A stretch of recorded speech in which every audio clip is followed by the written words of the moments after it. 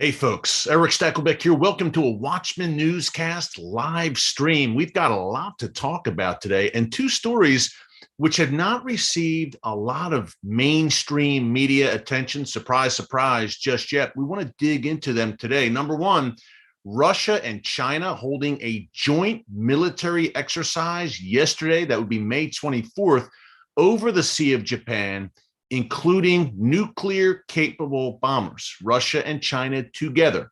That's number one. The mainstream media virtually ignored that. By the way, it came during the tail end of Joe Biden's Asia visit. Secondly, this ISIS plot to assassinate former President George W. Bush on American soil. A big story with a southern border angle that I think is important as well. We want to dig into those two stories and also the Hamas terror cell that was thankfully rolled up by Israeli security services. That was announced earlier this week. We focused on that on yesterday's newscast. And last but not least, and I'm sure every time we have a live stream, we kind of break off into a few different directions and hit on a bunch of stories. But another story I want to hit on is the death of that Iranian Revolutionary Guards Corps colonel on Sunday. We talked about that on the newscast a few days ago, assassinated in front of his home as he sat in his car in a hail of bullets. Two assailants on a motorcycle pulled up next to his car, opened fire, and he was eliminated. This was a guy who was in charge of planning terror attacks against Israelis and Jews around the world. More on that and the aftermath, because yesterday his funeral was held in Tehran, a very raucous affair, I would say, with thousands of Iranians taking to the streets, including several leading regime figures, among them the leader of Iran's Islamic Revolutionary Guards Corps. And they were chanting, surprise, surprise, death to Israel.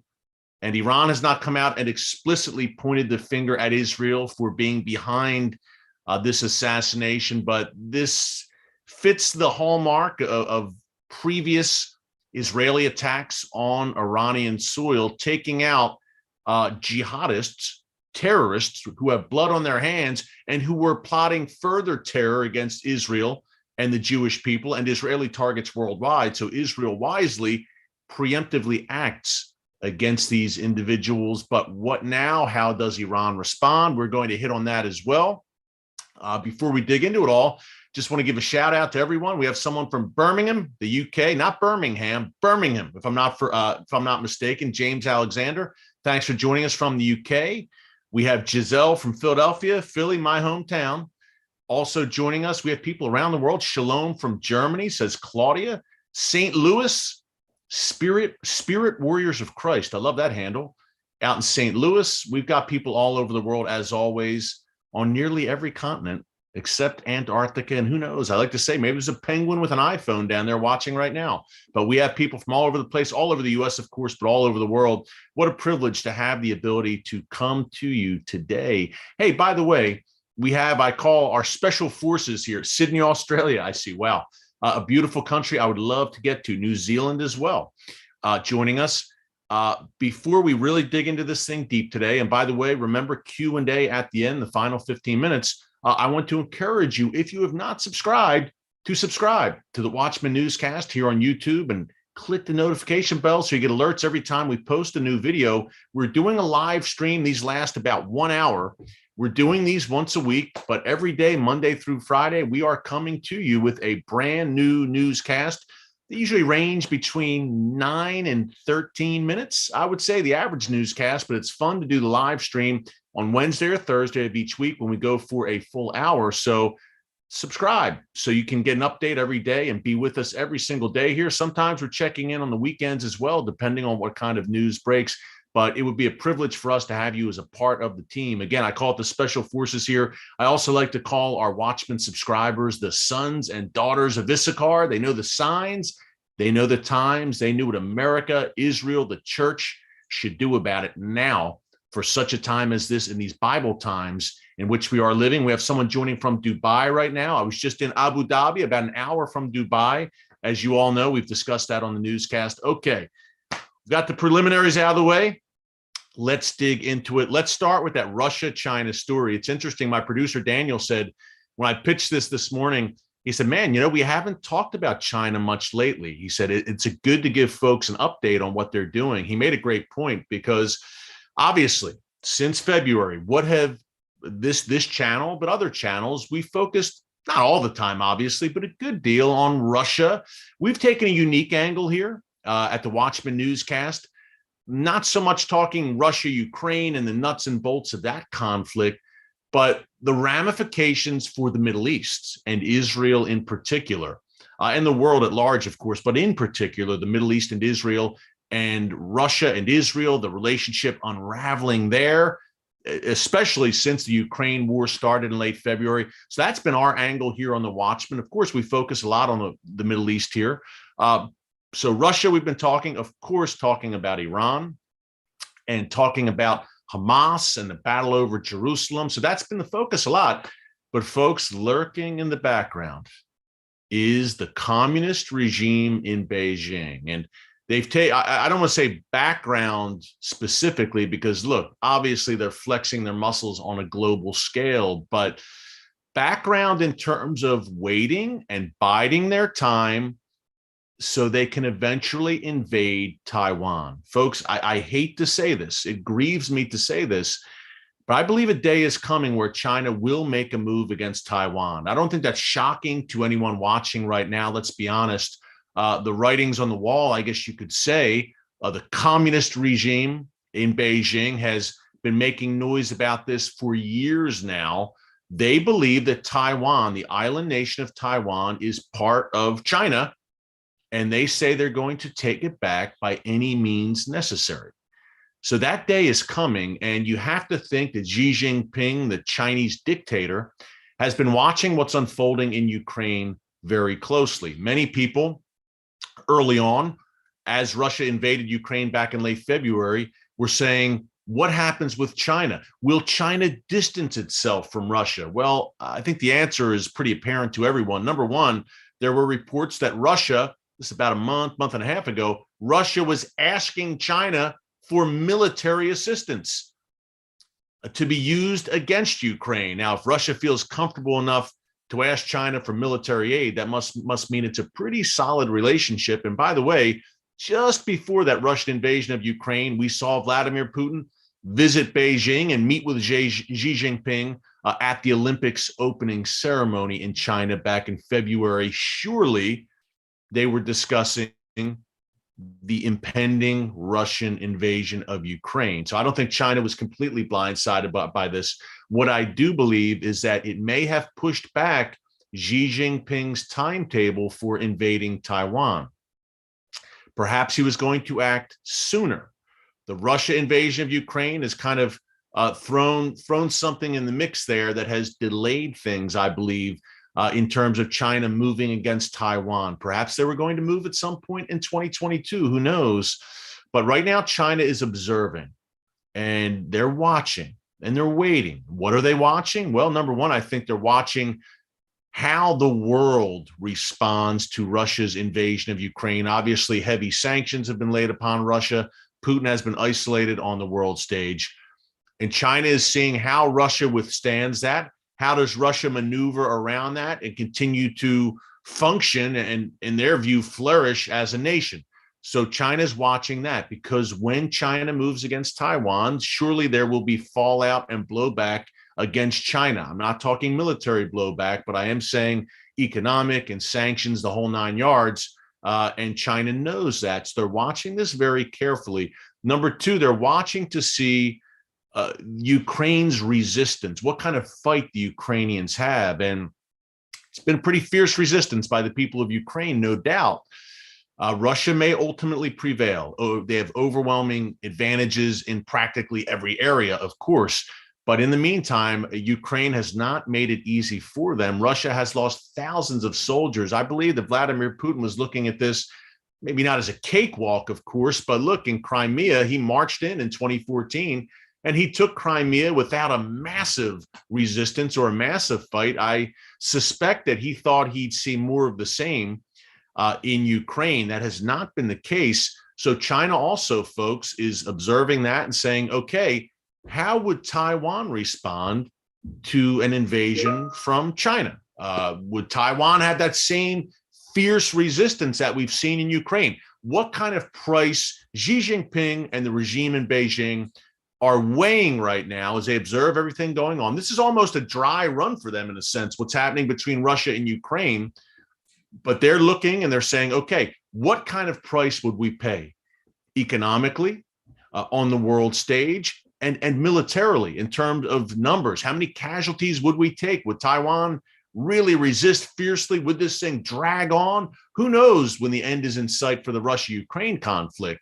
Will Vladimir Putin be satisfied just taking eastern Ukraine and portions of southern Ukraine, or does he ultimately want more? Remember, Russian forces had surrounded the capital, Kyiv, then they pulled back and repositioned and launched a new offensive against eastern Ukraine. All of these thoughts and observations are clearly in the conversations of Chinese officials right now as they are observing what's going on. So that's the backdrop there.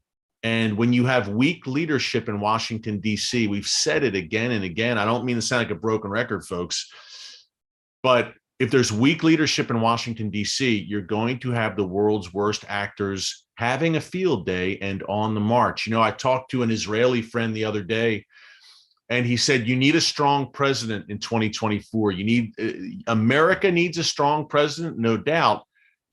But he said, even more than you, perhaps, the world needs a strong American president. Now, I'm obviously living in the United States. I'm a U.S. citizen. I'm a patriotic American, but I know the world doesn't revolve around America. I know there's a whole world out there, folks. I travel it frequently around the globe, and we have people from around the globe joining us right here. But let's be honest, America is the world's most powerful nation.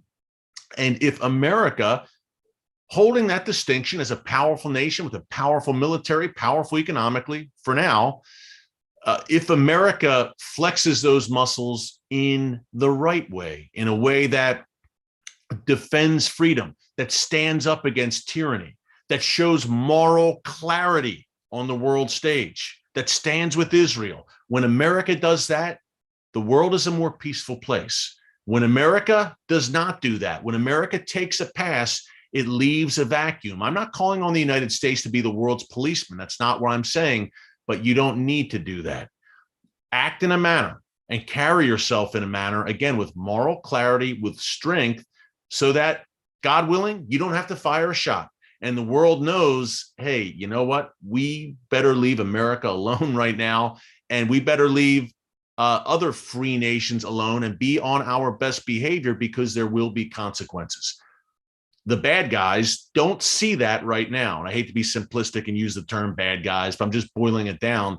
Let's just say the unsavory players from Beijing to Tehran to Pyongyang to Moscow to Ankara in the form of Erdogan, they don't see that right now. Not only that, Hamas, Hezbollah, Palestinian Islamic Jihad, the Houthis. How about Venezuela in South America? How about Cuba? Rogue regimes, wherever you turn, are feeling emboldened right now, and the effect of Afghanistan still lingers. Nearly a year later now, 9 months later now, and that image, it's not only seared in the minds of Americans, of course, but it's seared in the minds of the world. It left a lasting imprint, and rogue regimes and dictators and terrorists around the world said, you know what? We may have a window here, a golden opportunity to push the issue and push our agenda, whether it's China moving against Taiwan, whether it's Russia moving against Ukraine, of course, whether it's Iran and its proxies moving against Israel, whether it's North Korea doing God knows what. They're saying, if we do it, there probably won't be many consequences or much pushback from the United States. This is a golden moment for us. Weak leadership, perhaps some of the weakest leadership we've ever seen, clearly in the White House right now. And folks, some people say, don't get political. Folks, I call it like it is. This is no time to mince words. And what we're having in Washington right now is a situation where the world's worst actors, again, are looking and they're saying, we can get away with things.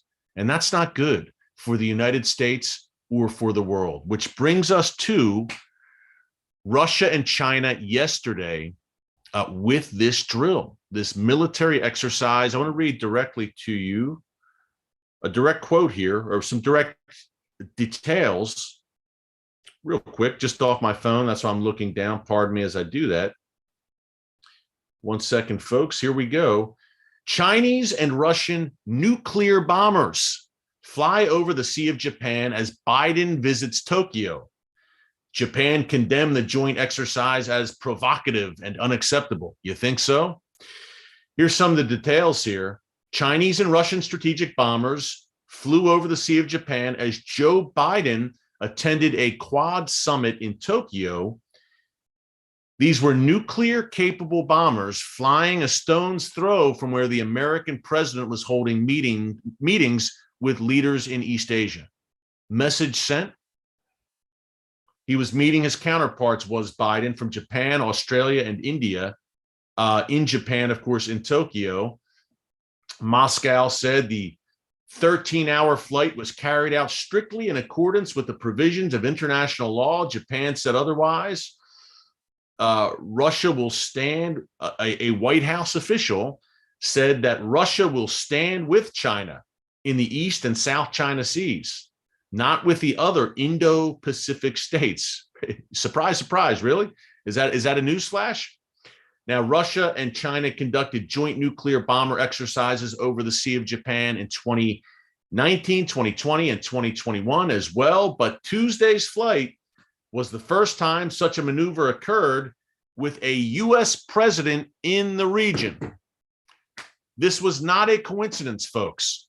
Russia and China together, teamwork, joining forces, flying nuclear-capable bombers. Again, a stone's throw from where a sitting U.S. president was holding meetings with his allies in the Pacific. What do you take from that? What I take from that was Russia and China are saying, we're going to rule this region. We are going to be the power players in the Pacific region, China in particular, of course, and America, there's nothing you can do about it. We're going to menace you and your allies here that you're meeting with, and we're going to flex our muscles, and we're going to show you who's boss. It's really simple playground type stuff in a way. That's why I'm describing it in simple terms. They are going to be, in their view, the big bullies on the block. China certainly views itself that way. Russia, obviously, its military prestige has been dented a bit after the performance in Ukraine. Things have not gone well, clearly, but still a formidable military force with a massive nuclear arsenal. That makes Russia a player. No matter how badly their conventional forces are performing in Ukraine, the sheer fact of their massive nuclear arsenal makes them a major, major global player. No doubt, and that can't be denied. This was the first joint exercise between these two nations since the Russian invasion of Ukraine commenced in February. So we posed this question in the beginning. Well, I didn't pose it, but others have posed it, and I responded to it. What will China do? Maybe they'll kind of back off of Russia, and they won't be as supportive of Russia. Maybe those relations, which have been warming more and more, will cool a bit. No such luck, I should say, because they're flying nuclear-capable bombers together, shoulder to shoulder, one day ago. So clearly China is not going to abandon Russia, but more and more, you have to view China, folks, as more of the senior partner in that alliance between Russia and China. And when Russia is looking to China for weapons and asking for help from China, that's very, very telling. It shows you the tide is turning more and more in Beijing's favor, not only in that relationship with Moscow, but in its standing in the world as it builds up its nuclear arsenal to unseen levels. China is building new nuclear plants. I've covered this over the past several months for various, not only on the newscast, but for various TBN specials that we worked on. And they're building a major arsenal is China of ballistic missiles, not to mention hypersonic missiles, which they have tested, those missiles that fly at a low altitude and they faster than the speed of sound, those hypersonic missiles. Russia has them. They've used them on the battlefield in Ukraine. China has them as well. North Korea has reportedly tested them, and I'm sure Iran would love to get its hands on those hypersonic missiles as well. So China, massive military buildup, cannot be understated, a massive Navy as well, perhaps not, of course, as advanced as the U.S. Navy, but certainly a large Navy. Russia, conventional forces have not fared very well, again, in Ukraine, but a major nuclear power. And they're together, and they're aligned against the United States, and they are aligned against the West. Now, what does this mean for Israel? Obviously, here in the Watchman, we focus on Israel a great deal. Number one, I don't know that we need to rehash Russia-Israel. We can do it in the Q&A some more, but you know where I stand on that, that I believe a great betrayal is coming, and a day will come where Russia will turn against Israel. I don't know if Vladimir Putin will still be at the helm then, or if it will be another Russian leader, but a day will come where a Russian leader turns against Israel, and I believe that Russia will lead that latter days confederation of nations described in the book of Ezekiel, chapters 38 and 39, the war of Gog and Magog. I believe Russia will be at the helm of that, along with Iran and Turkey and other players as well. So that's where it stands in terms of Russia and Israel. These kind of unraveling relations we've seen between Russia and Israel over the past few months are not a coincidence. That's number one. Number two, China and Israel. That might be a topic for a future newscast. That's a very interesting and intriguing topic, right? Well, number one, keep in mind that Israel and China have had good relations. By all accounts, China respects Israel, respects Israel's independence, its ingenuity, the brilliance of the people of Israel, the innovation, the technology, the Israeli military.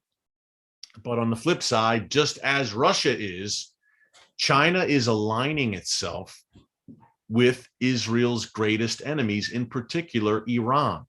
A few months ago, we reported this on the newscast. China and Iran reached a multi-decade agreement. I believe it was 20 years. I don't want to, get the fact wrong there. I believe it was 20 years, maybe it was 30, but it was a multi-billion-dollar deal between Russia and China, where essentially China agreed to provide Iran, not Russia and China, Iran and China, I'm sorry. China agreed to provide Iran with advanced military hardware, and Iran agreed to supply China with oil, I'm sure at a nice price. So China and Iran are in bed together, and they have a very strong relationship as well. You have Russia and China strongly aligned with Israel's greatest enemies. Enough said. That gives you the idea, folks. That gives you an idea of what Israel is facing there. China and Russia have an interesting situation right now, or it's an interesting situation right now where they have these alliances with nations that have kind of far-flung ideologies. Who are the four major players right now? The four major anti-American, anti-Western, anti-freedom forces: Russia, China, Iran, and North Korea. Obviously, Russia is no longer communist, but China is still staunchly communist.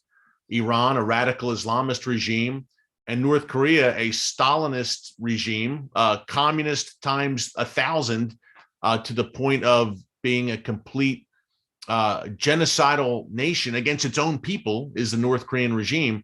So these are far-flung ideologies, but they are able to put aside those ideological differences for, in their view, the greater good of confronting the great Satan, the United States. That's what we have right now. I'm working on a TBN special right now, as a matter of fact. The theme is the gathering storm against America, but not only against America, against the West in general, against any free nation or freedom-loving person. And North Korea, Iran, China, Russia, throw Erdogan in the mix, throw the various Iranian proxies in the mix, throw Venezuela in the mix in the Western Hemisphere, Cuba, Belarus, obviously aligned with Russia. I believe, folks, right now, I don't say this to exaggerate or be alarmist or sensationalistic. I believe that we are at the most precarious moment that we've seen in the world since 1939 when it comes to possibly a larger conflict looming, a larger global conflict between great powers. Not only that, the nuclear sabers and nuclear swords have been rattling like no time that we've seen in decades. And not only Russia, but China, North Korea making noise about actually using nuclear weapons, and Iran driving for a nuclear weapon and getting very close by all accounts. A very dangerous moment.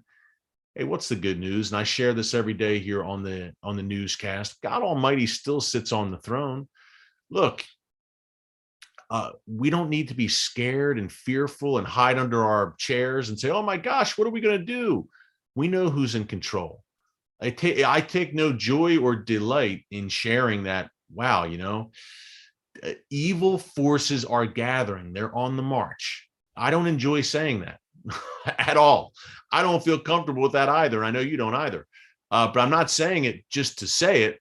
I'm saying it because God has given us a mantle here on this channel. And if I don't say it, I think of the book of Ezekiel, chapter 33, not 38 and 39. In this case, chapter 33, I'm paraphrasing the prophet Ezekiel, God Almighty speaking through him, where he said, hey, if the watchman does not sound the alarm, he or she will be held accountable. Blood will be on their hands. So look, this show's called The Watchman. My TV show is called The Watchman. One of my shows, the YouTube channel is called The Watchman. This is the Watchman Newscast. And with a name like that, hey folks, you got to kind of, if you're carrying around that mantle and saying, hey, I'm a watchman, this is the Watchman show, well, you better believe it. You better bring it to the table and do what God has put you on this earth to do. So I'm not going to pull any punches. If you're offended, sorry, but this is, again, no time to mince words. We're not going to pull punches here. So we have to lay out what's gathering. I can see it clearly. I know you can see it clearly as well, what I'm laying out for you. But again, here is the good news. If you are a follower of Jesus, if you have that peace that surpasses all understanding, if you have the Holy Spirit living inside of you, you're not sitting there, again, hiding under your table and running for the exits and saying, oh my gosh, what are we going to do, with your hair on fire? You have a peace. You're not comfortable with it. You don't feel very good about the way the world's going, to say the least, but you do have a peace in that okay, it ain't good, but God is in control. He will never leave me or forsake me. This is a time to be strong and courageous, to not hide, to not run and hide, but to be strong and courageous. What does that mean? Perhaps it's just being a good leader in your own home. Perhaps you're in the public eye. Perhaps it's in the workplace, among your family. This is a time to be strong and courageous. I'm not saying that these aren't empty words. I'm saying that because God says it. He implores Joshua. He actually mandates Joshua to be strong and courageous. I will be with you wherever you go, God says. And I believe as believers, as followers of Jesus, I know that God is with us wherever we go, no matter how hairy the situation gets. And folks, I can tell you, I've been in some places around the world where I've said, what am I doing here? God, is this okay? I know you're there, but a silent prayer to myself, Lord, get me out of here. Or Lord, be with me here. Watch over me with your angels with flaming swords while I'm here. And he does, and he will for you too. So take heart. Take heart. Actually consider yourself, I don't want to say privileged, that's not the word, but consider yourself blessed to know. Some people would say, I'd be happier if I didn't know what was going on in the world. But I think at the end of the day, when the rubber hits the road, you've got a family, you've got kids, you've got grandkids. I think you'd rather know than not know, so you can prepare for what's coming. What does that mean? I'm not only saying prepping and stocking up on things. I'm talking about prepare spiritually. Have discernment and know, hey, sons of Issachar, right? Know the signs and know the times. Be able to discern the signs and the times and act accordingly for yourself and your family. But keep the faith. Keep the faith. Run the race, finish the race strong. We've still got a little bit to go. Not much, but we've got a little bit to go here. And we need to be salt and light as the body of Christ. And I promise I'll move on in a minute and we'll talk about this ISIS George W. Bush plot most people would probably rather talk about what I'm talking about right now. Time for the body of Christ to be lights in the darkness. Jesus never said, until I return, you just sit there on the couch and you wait around for me. No, you don't have to be on YouTube or on TV. It could be in your own sphere of influence with your family, in the workplace, among your friends, but you can be a light in the darkness. And as we saw once again yesterday with the mass shooting by a demonic individual in Texas, there's a whole lot of darkness today. And folks, it's only going to get darker, but that means your light, the light of Christ, will only shine brighter. So be encouraged, keep your chin up, and hey, this is where we earn our keep as believers. It's easy to say, praise Jesus, oh God is so good when things are going well. But when things are going literally in this world right now to hell, then where's your faith? Are you still praising God then? So these are the times. These are the times where we will earn our keep. We've already earned our keep when we accepted Jesus into our heart. I'm not talking about earning your salvation. For some, they will earn their salvation in the times to come. What I'm talking about is the reason you were put on this earth might become very clear in the days and weeks and months and years to come in the immediate future. That's what I'm saying. So be encouraged. You could have a role to play.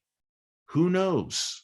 What did Mordecai tell Esther? For such a time as this, you may have been born into the world. Believe me, man, I ask every day, why did I have to be alive in 2022 where this madness is going on everywhere and just complete demonic activity? I don't use that word lightly, running rampant in the world right now. Couldn't I have been born and lived in a more leisurely time? Not that there's ever really a leisurely time in the world, but a less dramatic time. But that wasn't God's plan for my life, and it's not his plan for your life. So we're here now at this point in history for a reason.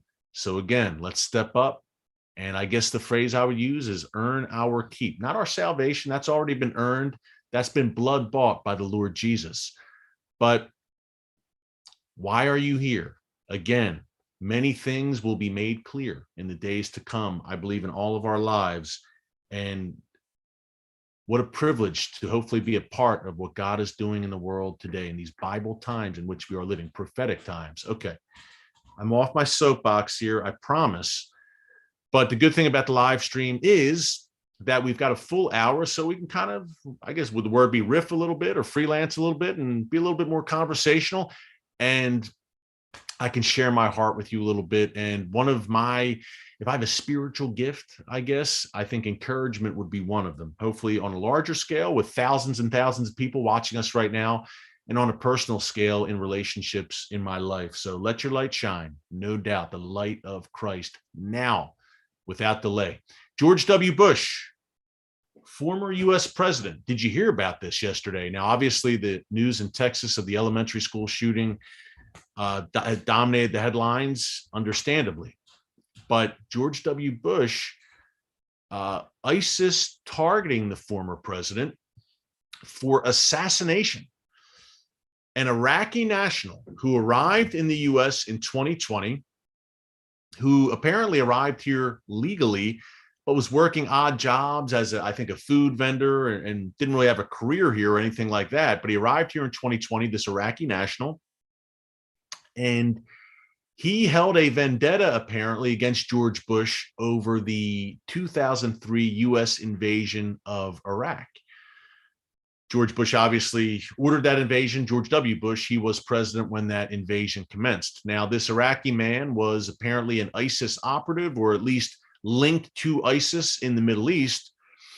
And he was planning to the point where he actually, he lived in Columbus, Ohio, by the way, in the heartland. He actually traveled to Dallas and surveilled George W. Bush's home, took pictures, I presume. I mean, he was serious. He was not fooling around, and he was serious about this plot. But the other interesting wrinkle here, and the FBI, this was part of an FBI sting. There was an FBI affidavit released yesterday, which detailed this investigation. But one of the interesting wrinkles here that came out from the FBI was that this individual wanted to recruit fellow terrorists from the Middle East and from Europe, Iraqi nationals, basically, who had maybe still living in Iraq or in other countries had moved on like he had, 4 men that he wanted to bring to the United States through the southern border, through the US-Mexico border. More on that in a second. But he was going to pay them $5,000 a pop, apparently, and to the point where they were going to purchase weapons, purchase a van with sliding doors, and they were going to move ahead and try to assassinate the former president of the United States. Not only that, this Iraqi man, the mastermind of this plot, said, "I don't care if I die. It's worth it. It's revenge." So this thing was moving. It was in the works. It was not a joke. It was not a rudimentary amateur hour thing, apparently. But back to that southern border aspect of this, we've been saying for years, decades now, that the southern border of the United States is a disaster waiting to happen. We have had dozens this year of terrorism-linked individuals from various countries cross that southern border. And I can guarantee to you that the US government does not know where some of these individuals are. It is a disaster waiting to happen. Hey, folks, it only takes one.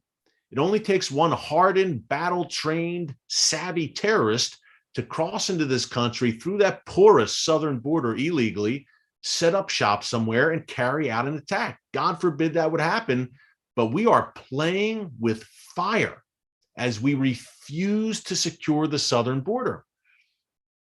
And no wonder this Iraqi national, this terror planner, is saying, "Hey, I'll smuggle you right through the US-Mexico border.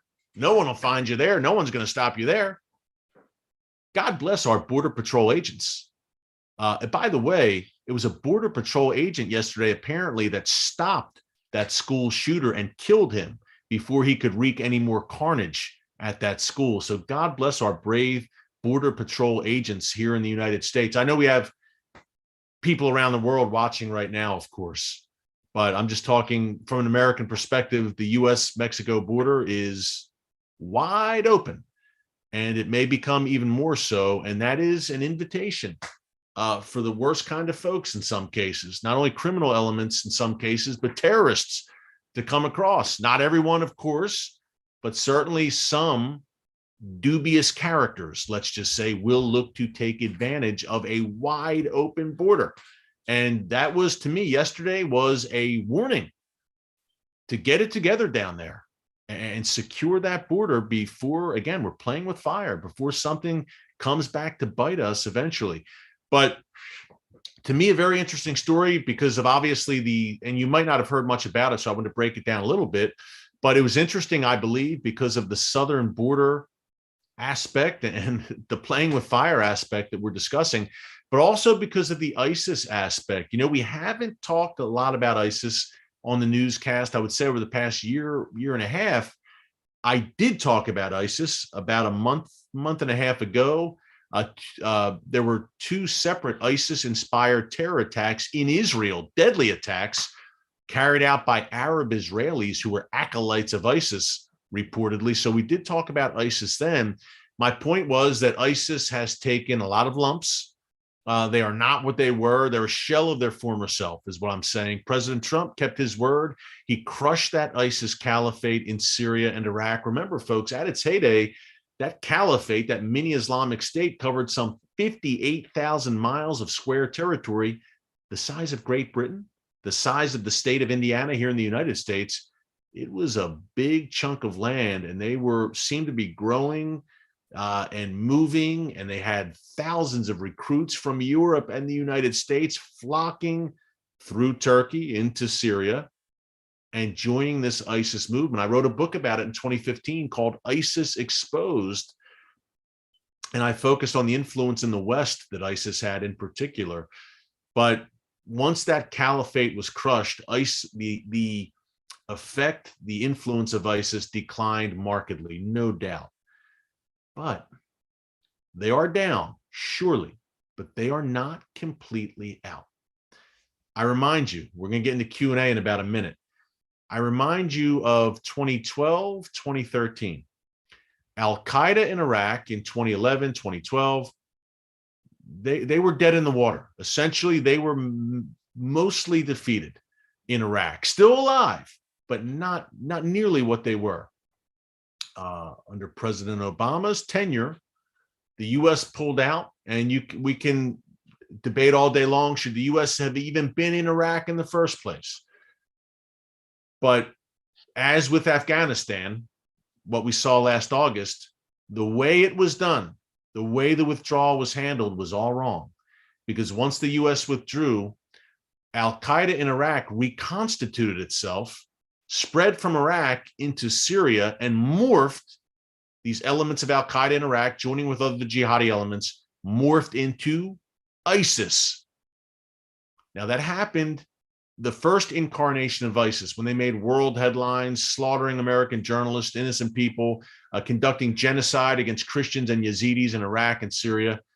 That happened at a point where America had weak leadership on the world stage and where America left a vacuum in the Middle East. Is there a chance that today ISIS could reconstitute itself once again? As America is distracted, could ISIS reconstitute itself once again? God forbid. We've been saying that a lot on this newscast. We hope that, we pray that never happens.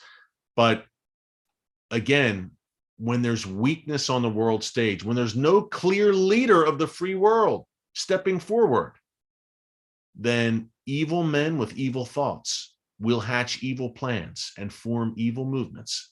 So keep an eye on ISIS. Certainly not at the top of everyone's radar screen now. They've been severely weakened in a major way, no doubt, but they're not dead yet. They're still alive. They're still carrying out attacks from time to time in Iraq in particular, and in Sinai at Israel's doorstep. So let's hope that ISIS and those jihadi forces like Al-Qaeda, those Sunni jihadi forces, do not reconstitute. But certainly the greatest threat in the jihadi world right now is that Iranian axis: Hamas, Hezbollah, Islamic Jihad, the Houthis in Yemen, those Shia militias in Iraq and Syria, all surrounding Israel in a ring of fire. Speaking of which, on yesterday's newscast, we discussed this Hamas terror cell that was just rolled up by Israel, plotting to assassinate an Israeli politician and carry out drone attacks against Israel's light rail system. That's Hamas, folks. Talk about an escalation. What an escalation that would have been. And of course, this came on the heels of Israel eliminating a top Iranian Revolutionary Guards Corps colonel on Sunday. So I don't want to, Israel has not claimed responsibility for it. Iran has hinted very strongly that it believes Israel was behind it. It calls America, Israel, and their allies the, quote, global arrogance powers. That's the moniker that Iran has given the U.S. and Israel and others. And Iran is blaming the global arrogance powers for what happened on Sunday to their not so dearly departed Islamic Revolutionary Guards colonel, who was behind a slew of terror attacks and attempted terror attacks against Israelis and Jews worldwide. We're going to get to Q&A right now. And again, we've got thousands of people joining us. Before I get to Q&A, one quick mention. We have a lot of fun with the Watchman premium subscriptions. We just started this a few months ago, and it's growing. We've got more and more premium subscribers here on the news channel. You don't have to be a premium subscriber to join us. Just putting that out there right away. Don't worry, don't get mad. But it's a cool offer we give for you to join us as premium subscribers here, $4.99 a month, and you get some very nice perks here on the news channel, including an exclusive first look at every new episode of the Watchman TV show before it hits the air. Not only do you see it first, but you get exclusive commentary from yours truly, behind the scenes commentary about every episode and how it all went down. And we've got some other things planned, including some premium member exclusive Q&As that I'll be announcing very soon. So we've got some good things. This premium offer that we're presenting to everyone is just starting to come together in a very nice way. It's something we're going to build on. And hey, you get the cool perks as a viewer, but also you help to keep us alive here on YouTube and keep the channel going. So we can't thank our premium members enough. All of our viewers, premium or not, thank you. But if you're interested, just go to join on the homepage. And if you're interested in premium membership, we think you would really like it. And again, whether you're premium or not, we love you and we appreciate you here. So let's get into the questions. Okay. I've got my act together with the questions this week. At least I did. Let me just find where I had them. 1 second, folks. Here we go. Got it. Okay. Here we go. We've got a bunch. Okay. Lipaz Dotan from Israel. Lipaz, good to hear you. Good to hear from you. She asks about Jerusalem Day, which is approaching. This might be a topic for the newscast tomorrow or Friday. She asked, Jerusalem Day is approaching. What are your predictions? Will we see a rerun of last May? Please also, she adds, hold the people of Southern Israel in your thoughts. First of all, thank you for the question. Absolutely, I hold the people of Southern Israel who I love in my thoughts. I love Sderot and the various cities, towns, villages, the kibbutzim around the Gaza area. What a beautiful area down there.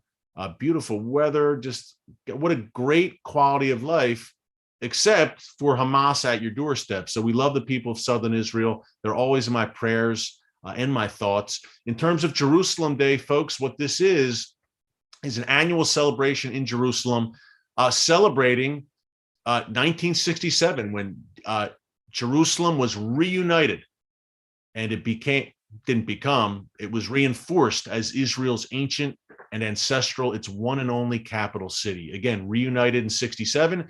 So Jerusalem Day celebrates that. And there is what's called a flag march through the old city of Jerusalem.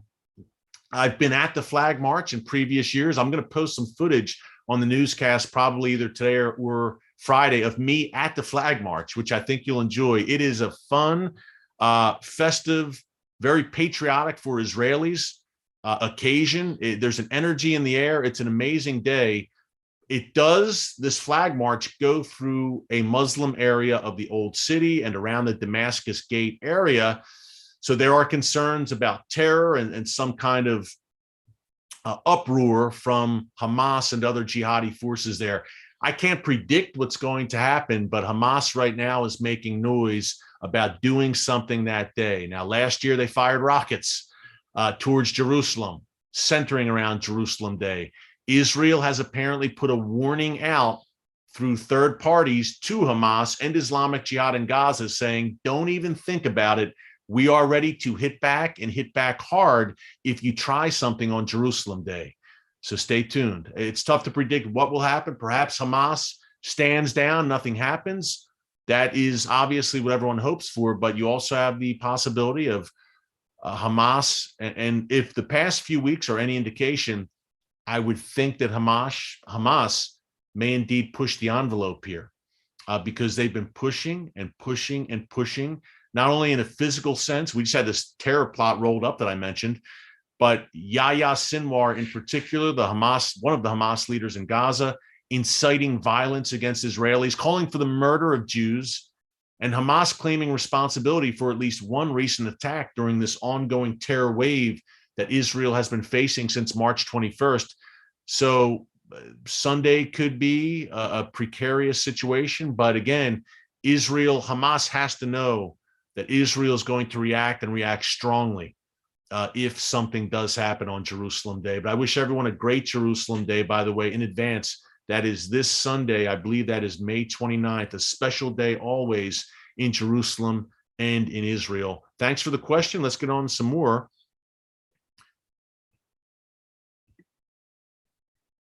Let's see. Do you think Russia, Giselle Wilson, thanks for the question, asks, do you think Russia will be successful with restoring the Soviet Union back together? Certainly they would like to do that. Will they come full circle and be able to do that? Perhaps partway. Perhaps some nations will come back into Russia's fold, and not necessarily even through conquest or through force. Some of these nations just will have perhaps a tacit agreement with Russia, or an alliance, or a defense alliance, a military alliance, but certainly, and in some cases, it may be through conquest, but certainly Russia is attempting to reform what it once had. Vladimir Putin, one of his great goals is to revive that Soviet empire, or at least a semblance of it, and make Russia into a global superpower once again, like it was in what he views as the Soviet glory days. Can they do it? We may be about to find out, but certainly he's going to try to do it. And we see the beginning stages now with what's happening in Ukraine. Obviously, his plans have been stalled a bit, but I do believe that at least some of those former Soviet nations will be part of that confederation laid out in the book of Ezekiel, chapters 38 and 39. Let's see what else we have. Keep the questions coming, guys. Thank you. Good question from Denver Johnson.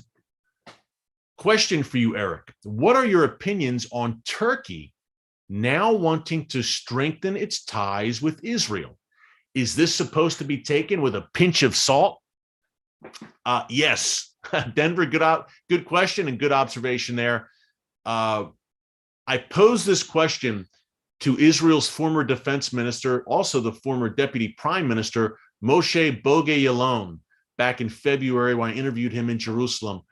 And I just asked him point blank. He's a straight shooter. I asked him point blank. I said, look, Israel or Turkey trying to revive ties with Israel and all of a sudden playing nice with Israel. Can Recep Erdogan, the Turkish tyrant, really be trusted?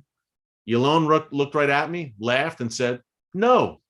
And I appreciated his candor. On camera, he said, no, we can't trust him. But let's see what happens here. You know, we can't trust him.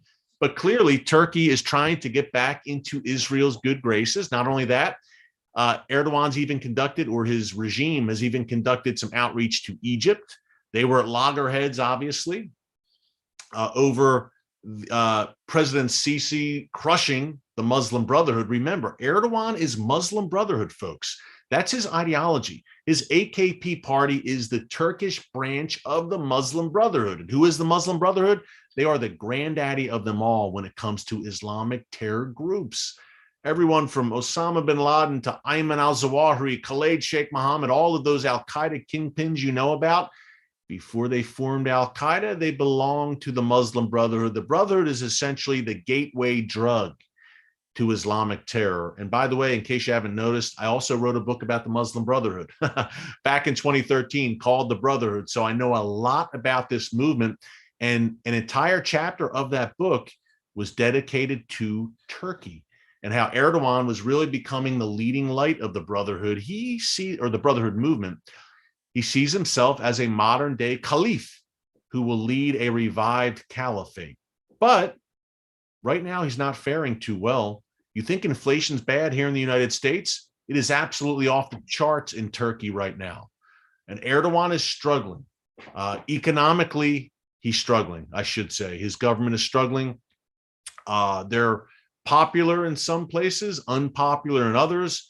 He's feeling a bit weakened, no doubt. And all of a sudden, he is trying to get back in Israel's good graces. As we speak, his foreign minister is in Jerusalem right now. He met today with Yair Lapid, the Israeli foreign minister. And Turkey is saying, hey, we want to cooperate on natural gas as well. We want to cooperate, Israel. Very interesting, the timing on that. Their economy goes in the tank. And all of a sudden, Erdogan has been engaging, folks, in some of the most viciously anti-Israel rhetoric this side of Tehran over the past decade and a half. Now, all of a sudden, the man who said just last year that Jerusalem is ours, meaning Turkey's, meaning the Muslim world's, that same guy now all of a sudden is hosting the president of Israel last month, Isaac Herzog, is sending his foreign minister to Jerusalem to meet with Israeli officials. It's a marriage of convenience in his view. He needs Israel right now. And when a moment comes when he sees or feels that he doesn't need Israel, he will throw Israel very deeply under the bus. So it's a man that cannot be trusted, a regime that cannot be trusted, which is so sad because Turkey pre-Erdogan, and he's been in power now for some 20 years. He came to power in 2002. Pre-Erdogan, Turkey and Israel had a very solid relationship. Turkey was a very responsible member of NATO. But I've said this many times. Turkey, under his leadership, Erdogan, is more like NATO in name only. And we saw that once again over the past few days as he opposed the membership of Finland and Sweden, who were trying to join NATO out of fear, out of concern. Let's be frank. They are concerned that that they're next. Look, Finland shares a border of over 800 miles with Russia. Sweden's a stone's throw from Russia as well. They see what Russia's doing in Ukraine. They see the nuclear threats from Russian officials, and they're saying, we may need some help here. It might be a good idea to join a military alliance. So they're trying to join NATO, and Erdogan is opposing it, surely as a favor to his good friend Vlad, and also to attempt to squeeze some concessions out of NATO and out of Europe that would benefit him. So Erdogan, Ronald Reagan said, trust but verify when it comes to the Soviets. With Erdogan, I say don't trust him, but verify for sure. That would be my philosophy going forward. It's going to be interesting to see how that develops, because I believe Turkey will be a part of that Ezekiel alliance that comes against Israel, and it doesn't end too well. Just a reminder, that last day's Confederation of Nations perishes on the mountains of Israel. Let's get on to another question here. Let's see. Someone asked, this is a lighter one. So I'll answer this real quick, and then we'll do one serious one, and we'll wrap up in a bit. Michael Rosales asks, what's your favorite Israeli dish to eat? He says, that's my question. First of all, whenever I'm in Israel, I love eating any kind of seafood in Israel, in particular the salmon. That's not an Israeli dish, I know. Salmon you can get anywhere in the world. But the salmon in Israel, man, everything tastes better in Israel. Folks, I'm not kidding. Everything tastes fresher, freshly caught. It's like the salmon came right out of the water onto my plate. That's how it tastes. So I love the salmon in Israel. I love shakshuka, which is an Israeli breakfast, which you may have had here in the States as well. I love any Israeli breakfast. But I'm a guy who loves Israeli street food. I'm not going to lie. I don't have any really spectacular answer for you that's going to shock you. I love hummus. I love it. Hummus with pita bread. I love shawarma. I love falafel. I love all that good stuff. Kebabs. I love it all.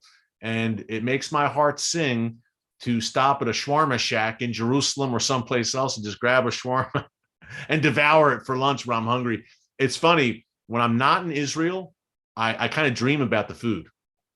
I love it that much. So, yeah.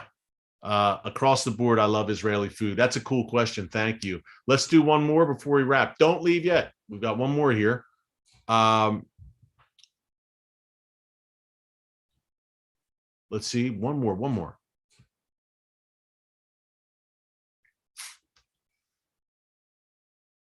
Here we go, guys. Sorry. Pardon me there for the delay.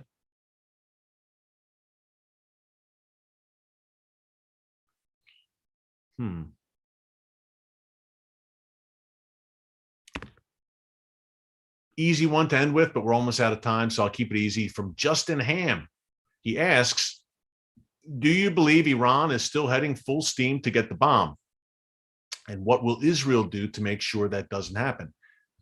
Number one, yes, they are certainly heading full steam to get the bomb, no doubt.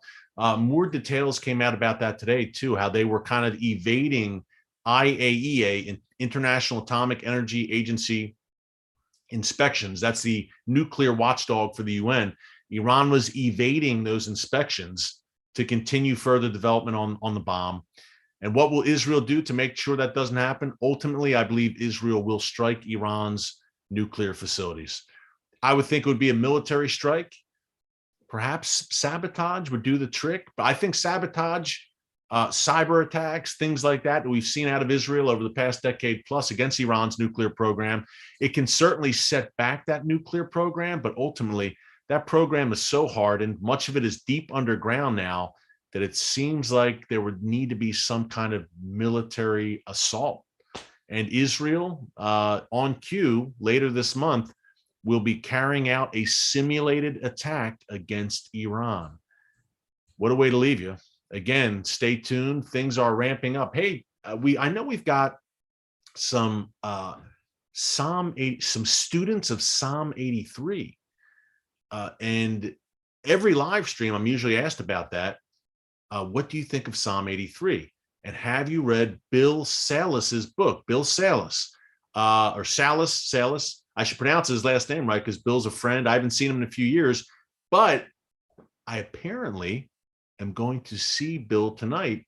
He's giving a speech, and I am going to be there. He is in my neck of the woods. So I'll let you know how it goes, and perhaps we will have Bill on the newscast to talk about Psalm 83. What do you think of that? Leave me your answers there and leave me your thoughts. I'd like to hear your thoughts on that. Bill's a good guy, and he's doing the Lord's work. So, hey, thank you so much for joining us here today on the newscast. It was fun as always. Remember, you can check out that premium feature under Join on the homepage. Until tomorrow, God bless you. And remember, never hold your peace. Hey everyone, thanks for checking out the Watchman Newscast. If you enjoyed this episode and want to see more, make sure you go ahead and hit the like button, click subscribe, and tap the bell icon to turn on notifications for new Watchman Newscast episodes every weekday.